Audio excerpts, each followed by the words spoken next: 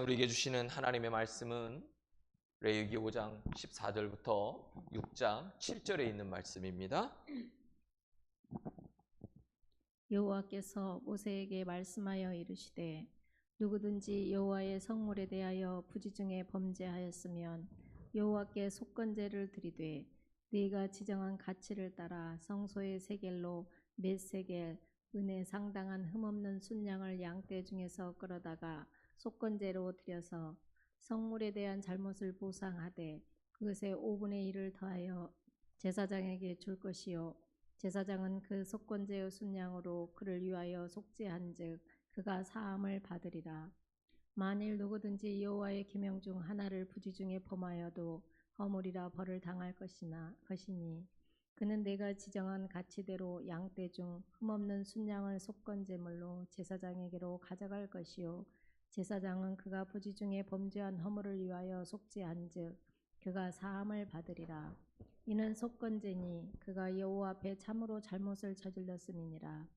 여호와께서 모세에게 말씀하여 이르시되 누구든지 여호와께 신실하지 못하여 범죄하되 곧 이웃이 맡긴 물건이나 저당물을 속이거나 도둑질하거나 착취하고도 사실을 부인하거나 남의 잃은 물건을 줍고도 사실을 부인하여 거짓 맹세하는 등 사람이 이 모든 일 중에 하나라도 행하여 범죄하면 이는 죄를 범하였고 죄가 있는 자니 그 훔친 것이나 착취한 것이나 맡은 것이나 잃은 물건을 주운 것이나 그 거짓 맹세한 모든 물건을 돌려보내되 곧 그 본래 물건의 5분의 1을 더하여 돌려보낼 것이니 그 죄가 드러나는 날에 그 임자에게 줄 것이요 그는 또 그 속건제물을 여호와께 가져갈지니 곧 내가 지정한 가치대로 양떼 중 흠없는 순양을 속건제물을 위하여 제사장에게로 끌고 갈 것이요 제사장은 여호와 앞에서 그를 위하여 속죄한즉 그는 무슨 허물이든지 사함을 받으리라. 아멘. 이는 하나님의 말씀입니다. 우리 좌우로 인사하겠습니다. 나는 행복한 사람입니다. 한 번 더 인사합니다. 행복한 사람이 행복한 사람을 만듭니다. 할렐루야. 우리 모두 성경을 가슴에 품고 진심으로 고백하겠습니다. 이것은 나의 성경책입니다. 나는 이 성경이 말하는 사람이고 이 성경이 말하는 것을 가지고 있으며 이 성경이 할 수 있다는 것을 할 수 있습니다. 오늘 하나님의 말씀을 통해 이 말씀을 깊이 묵상하고 마음속에 받아들여 반드시 변화될 것을 예수님의 이름으로 기도드립니다. 아멘. 오늘 저나 여러분에게 하나님께서 크게 축복해 주실 줄로 믿습니다. 오늘 이 시간이 저나 여러분에게 있어서 최고의 시간이 되기를 주의 이름으로 축복합니다. 제가 광고 시간에 말씀 못 드렸지만 저를 위해서 기도해 주시고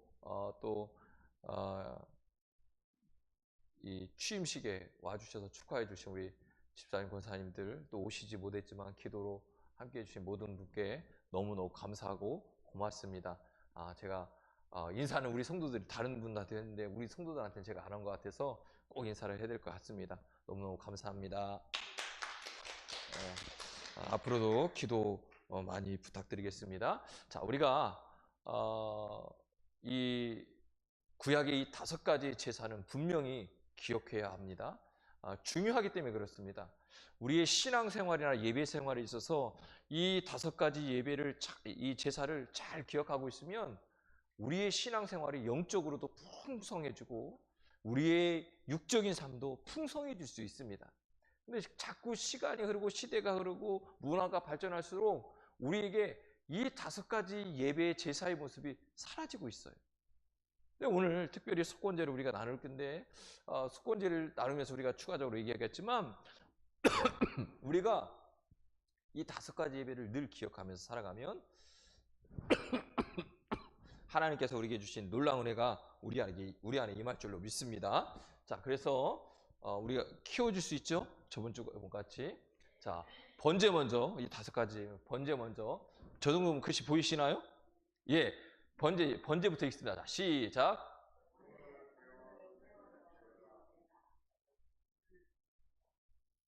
네, 아니 키워주세요. 키워주세요. 자, 키워주세요. 내가 해줄게. 불이 안 나오네. 자, 밑에 읽으세요. 불로.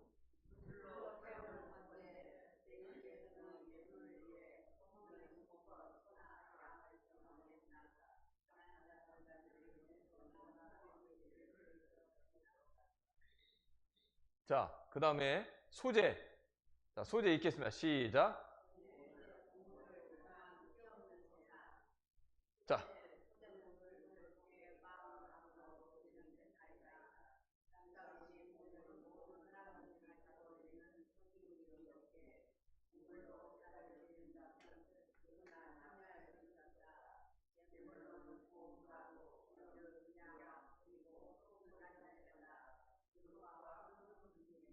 네.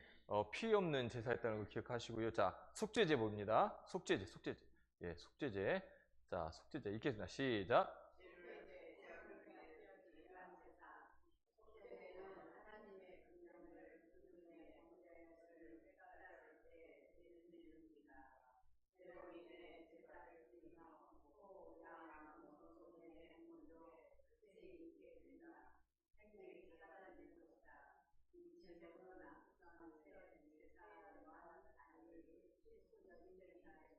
자, 필수적이라는 거. 자, 그 다음에 갑니다.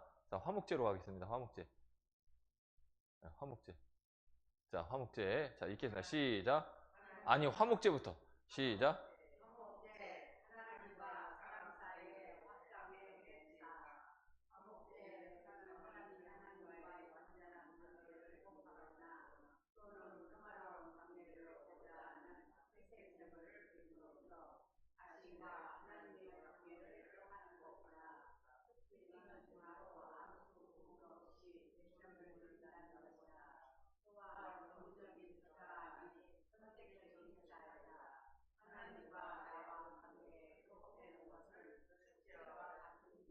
네.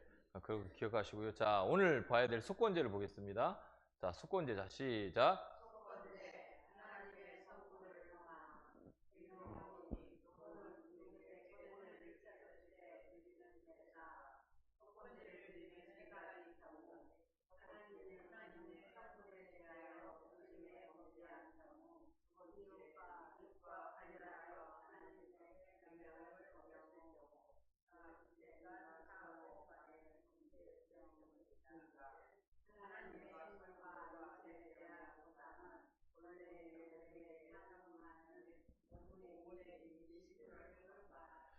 자, 오늘 우리가 이 속건제를 함께 나눌 건데요.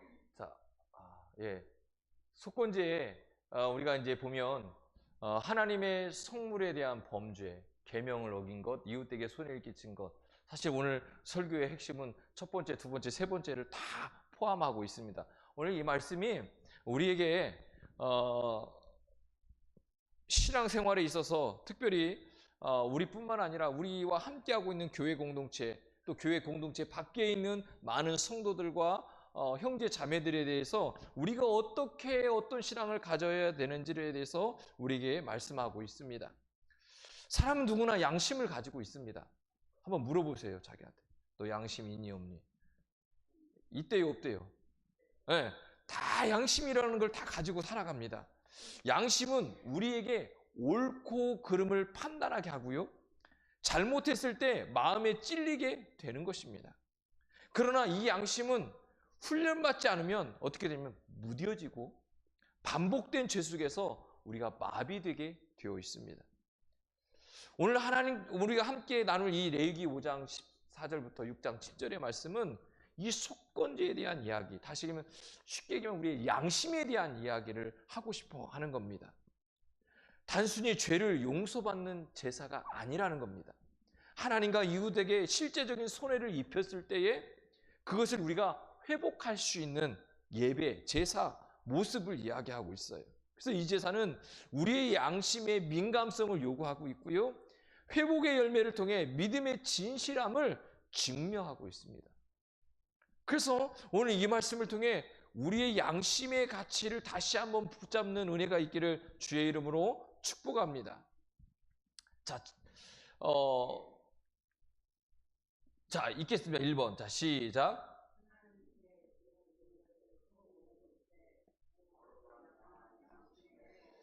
자, 오늘 본문 14절에서 16절에 보면요, 하나님께 드려진 것을 소홀히 여길 때 거룩함을 향한 양심의 회복이 분명히 있어야 된다는 거예요. 하나님께 드려진 것은 결코 가벼운 것이 아닙니다. 레위기 5장에서 하나님은요, 성물에 대한 범죄한 자는 속건제를 드려야 된다고 말씀하고 있어요. 성물은 하나님께 구별되어 드려진 예물과 물건들입니다. 오늘 우리가 이 예배당 안에 있는, 우리 교회 안에 있는 모든 것이 뭐예요? 성물이라는 거예요. 그러니까 우리가 이 성물을 귀하게 여겨야 돼요. 이 성물에 대한 귀함을요, 저는 어렸을 때 너무도 많이 받았어요. 그래서 사실 주보 한 장도 우리 마음대로 하지 못하게 했어요. 우리 담임 목사님이었던 목사님이 주보 한 장 뭐 한 장도 함부로 할 수 없게 만들었거든요. 이건 다 교회 성물. 교회 들어오는 순간 다 성물이라는 거예요. 그러니까 오늘 저나 여러분이 예배 드리러 왔잖아요. 그러면 저도 성물이에요. 그럼 어떻게 해야 돼요? 내가 함부로 해서는 안 돼요. 누구를? 나를. 그러니까 예배 시간에 드려지는 예물, 사람들, 물건들, 이 모든 것이 오늘 이 시간 예배 드리는 이 시간조차도 이건 성물로 구별되는 거예요. 그러니까 이 모든 것을 우리가 귀하게 여겨야 된다는 거예요. 오늘 이 시간에 있는 우리 모두에게 이 모든 것을 성물로 구별했다고 말씀해요. 그런데 우리는 때로 이 모든 것을 너무 가볍게 여긴다는 거예요. 헌금을 들여놓고도 여전히 내 것인 것처럼 생각하고 드릴 때가 있고, 교회 공간이나 물건을 내 편의대로, 내가 편한 대로 사용할 때도 있어요. 그러나 하나님은 그것이 뭐라고 하냐면 죄다라고 얘기하고 있어요. 오늘 본문에. 하나님이 이런 범죄를 그냥 지나치지도 않는다는 거예요. 실수로라도 성물을 범할 경우는 흠없는 순양을 드릴 뿐만 아니라 손해를 끼친 만큼의 얼마큼? 5분의 1을 더해서 보상을 하는 거예요. 그러니까 우리로 하여금 이 모든 것이 쉬운 게 아니라는 것을 분명히 기억해야 돼요. 단순히 하나님과의 관계만이 아니라 우리의 양심에 대한 회복도 요구하고 있어요. 하나님 앞에서 예배가 가볍지 않다는 거예요. 헌신도 구별되어 있어야 된다는 거예요. 오늘 우리의 삶 속에서 주님을 향한 구별됨이 어디에 있습니까? 예배를 준비하는 마음, 헌금을 준비해서 드리는 태도, 주의 이 예배를 보내는 우리의 자세, 그 모든 것이 하나님 앞에서 거룩한 성물이 되고 있다라고 말씀하고 있는 거예요. 양심이 회복될 때 우리는 하나님께 진실하게 다가설 수 있습니다. 예수님은 우리의 모든 성물, 범죄조차도 담당해 주셨고 그 참된 속건 제물이 되어 주셨다고 말씀합니다. 그 은혜 안에서 우리의 양심이 새로워지고 다시 하나님 앞에 거룩한 삶을 드릴 수 있기를 주의 이름으로 축복합니다. 그래서 오늘 저나 우리가 드리는 이 예배가 그냥 소홀히 여겨서는 안 된다는 거예요. 오늘 우리 교회 안에 있는 모든 것들이 하나님께 드려졌다고 하는 것을 분명히 기억해야 된다는 거예요. 그러면서 우리 안에 거룩함을 향한 양심이 회복되기를 원하고 계십니다. 두 번째는요, 읽겠습니다. 시작.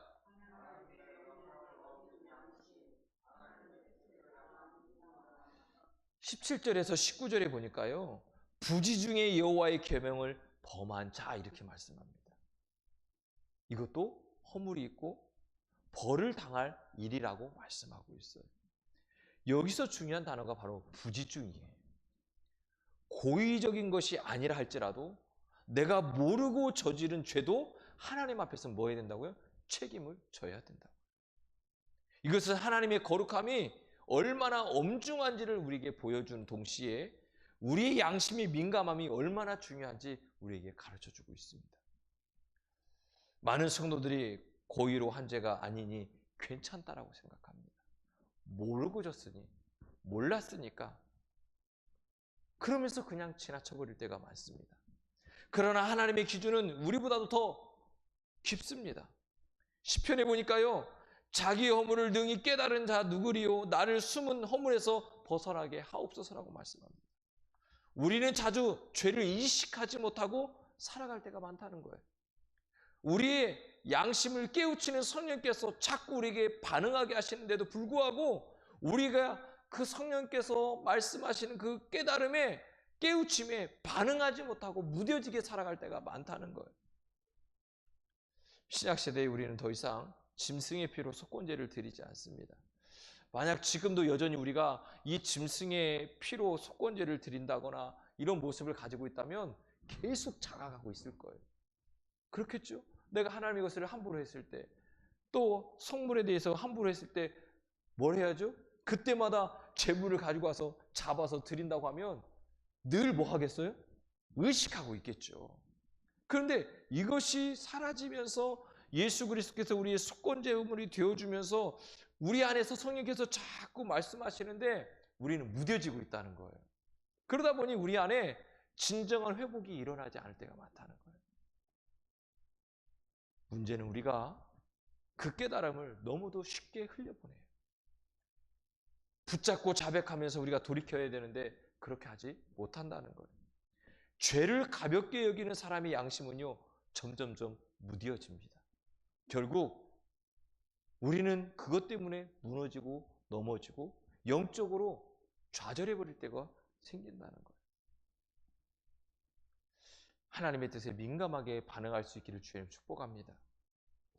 죄에 즉각 반응하는 민감한 양심이 회복되기를 주의 이름 축복합니다. 때로는 실수가 있고 연약함이 있지만 성령께서 깨닫게 하실 때 그것을 붙잡고 회개하면서 바르게 서기를 주의 이름 축복합니다. 이것이 신앙의 회복입니다. 하나님과의 깊은 교제로 나아가는 문제이기 때문에 그렇습니다. 세 번째는 읽겠습니다. 시작.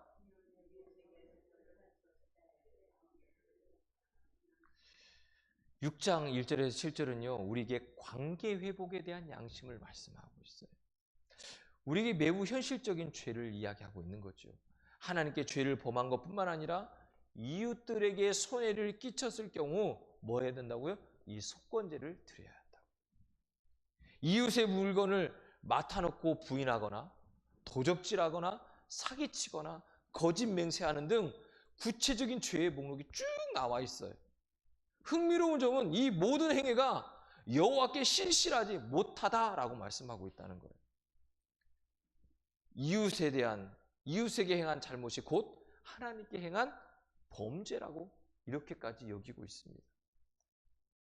더 놀라운 것은요, 보상의 원칙이에요. 그 물건의 5분의 1을 더하면 그 임자에게 더해서 뭐라고요? 돌려줘야 된다. 피해 입은 자에게 단순히 물건만 돌려줄 것이 아니라 5분의 1을 더해서 회복하는 것이 이게 구체적인 모습이라는 거예요. 왜일까요? 하나님은 단순히 말로 회개하는 것이 아니라 우리의 삶으로 합당한 열매를 맺으라는 거예요. 회개에 대한 열매를 맺으라는 거죠. 예수님께서 이렇게 말씀해요. 예물을 드리려다가 형제들에게 원망 들을 만한 일이 생각나거든 먼저 가서 화목하고 그 후에 예물을 드려라. 예배보다 더 앞서야 할 것이 회복된 관계라는 거예요. 삭개오도 마찬가지잖아요. 예수님을 만난 후에 그는 이렇게 말합니다. 내가 토색한 일이 있으면 내가 갑절이나 갚겠습니다라고 이야기해요. 감정의 고백이 아니에요. 진정한 회개의 모습이에요. 제가 언젠가 말씀드린 것 같아요. 어제도 갔다가 못 뵙고 왔는데 제가 2009년도에 권사님 총여성교 회장님하고 부딪혔는데 그때는 그냥 부딪히고 그냥 지나갔단 말이에요. 그런데 시간이 흐르고 세월이 흘러서 제가 순창 베델교회에 와서 몇 해가 지나고 나서 설교를 하는데 갑자기 그 권사님이 생각나는 거예요. 너무너무 마음이 아픈 거예요. 그때 부딪혔던 것을 내가 화해하지 못했던 것이 너무너무 마음이 아파요. 그런데 때마침 그 교회에 설교를 하러 갈 기회가 있어서 갔단 말이에요. 갔는데 그 권사님이 보이지 않아요. 그러고 보니까 교회에 나오지 않는데. 그래서 제가 전화를 했더니 전화번호가 맞지 않아요. 그래서 수소문 해가지고 그 권사님 전화번호를 확인해서 그 권사님께 전화했어요. 도저히 예배를 드릴 수가 없어요. 그 마음이 너무 아파서. 그래서 그 권사님에게 전화를 했어요. 권사님, 제가 그곳에 갈 거니까 차 한잔 마시게 해요. 그리고 가서 만났어요. 만나서 그때 이야기를 했어요. 근데 그 권사님이요, 마음에 닫고 있었던 거예요. 아픔이었고 상처였다는 거예요. 그래서 걔가 그 권사님한테 그랬어요. 권사님, 죄송해요. 너무너무 죄송해요. 제가 그때 바로 사과했더라면 지금까지의 시간 동안 그 상처가 없었을 건데, 저로 인해서 우리 권사님 그 오랜 시간 동안 상처가 있었고 아픔이 있었습니다. 권사님, 용서해 주세요. 사랑하는 성도 여러분, 용서를 구하는 일은 자존심이 필요하지 않습니다. 중요한 건 그 하나 때문에 누군가가 상처를 받았을 수도 있고, 누군가 그것 때문에 힘들어할 수도 있습니다. 우리는 우리의 자존심을 내려놓고 용서를 구해야 됩니다. 그것이 하나님이 우리에게 원하는 관계 회복의 모습이라는 거예요. 교회 공동체 안에서, 형제와 자매 안에서 우리 안에 있는 만나는 많은 사람들 가운데 회복되지 못한 관계가 있습니까? 마음 한켠에 불편한 이웃이 있습니까? 우리의 신앙은 하나님만 잘 믿는 것이 아니에요. 하나님을 진짜 잘 믿는 것은 이웃과의 관계 속에서도 이 양심이 살아 있어야 돼요. 그때 우리의 참된 믿음이 회복되는 거고, 그 관계 회복을 통해서 하나님 우리에게 진정한 회복의 축복을 주시는 거예요. 필요한 보상. 하나님 그 회복을 통해서 우리에게 참 평안을 주실 줄로 믿습니다. 예수 그리스도 우리의 속건제물이 되신 분입니다. 사랑하는 성도 여러분, 속건제는 단순히 예식이 아닙니다. 하나님께 범죄한 양심, 이웃에게 손해를 끼친 삶, 무지한 실수 속에 허물을 되돌아보면서 그에 대한 실질적인 회복을 요구하고 계신 겁니다.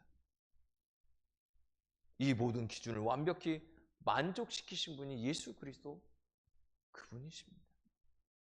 우리 주님은 우리의 속건제물이 되어주셨고, 하나님과의 관계, 이웃과의 관계, 내 양심과의 관계가 회복되기를 원하고 있습니다.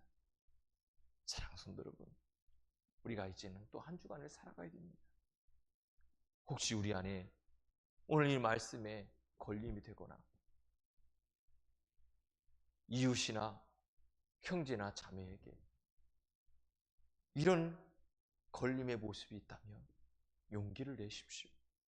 그리고 그에게 찾아가 용서를 구하고 은혜와 회복의 용기가 우리 안에 있어 우리의 삶이 회복되고 우리의 신앙이 회복되는 그런 삶으로 살아갈 수 있는 저나 여러분 되기를 주의 이름으로 축복합니다. 하나님은 오늘 우리에게 이 모습을 갖기를 원합니다. 진정한 부흥은 다른 데 있지 않습니다. 내 안에 나와 회복되는 것이고, 하나님과 내가 회복되는 것이고, 이웃과 내가 회복될 때 진정한 영적 회복이 일어나고 부흥이 일어나는 줄로 믿습니다. 이 은혜가 오늘 저나 여러분 가운데 또 한 주간의 삶 가운데 일어날 수 있기를 주의 이름으로 축복합니다. 하나님, 우리의 무뎌진 양심을 다시 예민하게 하옵소서.